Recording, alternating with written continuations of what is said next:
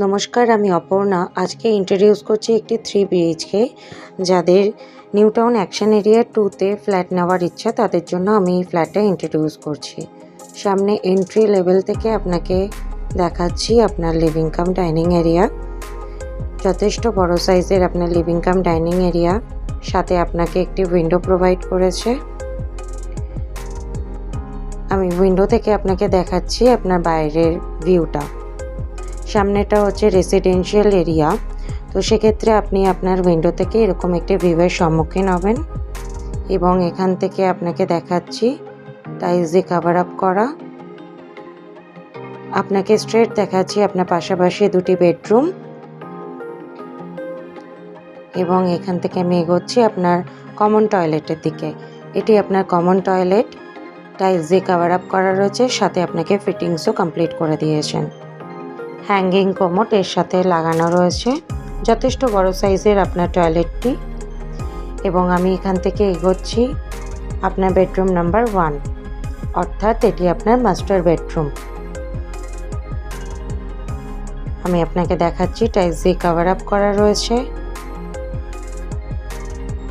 এবং ঢুকেই আপনার লেফটে আপনার অ্যাটাচ টয়লেট, প্রপার WC, সমস্ত ফিটিংস এবং টাইলস দিয়ে কভার আপ করা রয়েছে,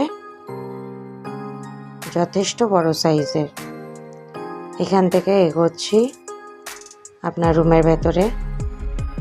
ক্রস ভেন্টিলেশন, 9.5 ফিটের সিলিং হাইট। আপনি ফ্ল্যাটটা হচ্ছে সাউথ এবং ইস্ট ফেসিং। আপনার একটি উইন্ডো থেকে দেখুন, সেম ভিউ যেটা আপনি ডাইনিং থেকে পেয়েছেন, সেম ভিউ আপনি এই বেডরুম থেকেও পাবেন। এর সাথে আমি এগোচ্ছি আর একটা উইন্ডোর দিকে। সামনে একটা রেসিডেন্সিয়াল এরিয়া, তো সেক্ষেত্রে আপনি এই ভিউটার সম্মুখীন হবেন। আমি বেডরুম হয়ে এগোচ্ছি আপনার সেকেন্ড বেডরুমের দিকে। এটি আপনার সেকেন্ড বেডরুম, 9.5 ফিটের সিলিং হাইট এবং টাইলস দিয়ে কভার আপ করা রয়েছে। Again cross ventilation.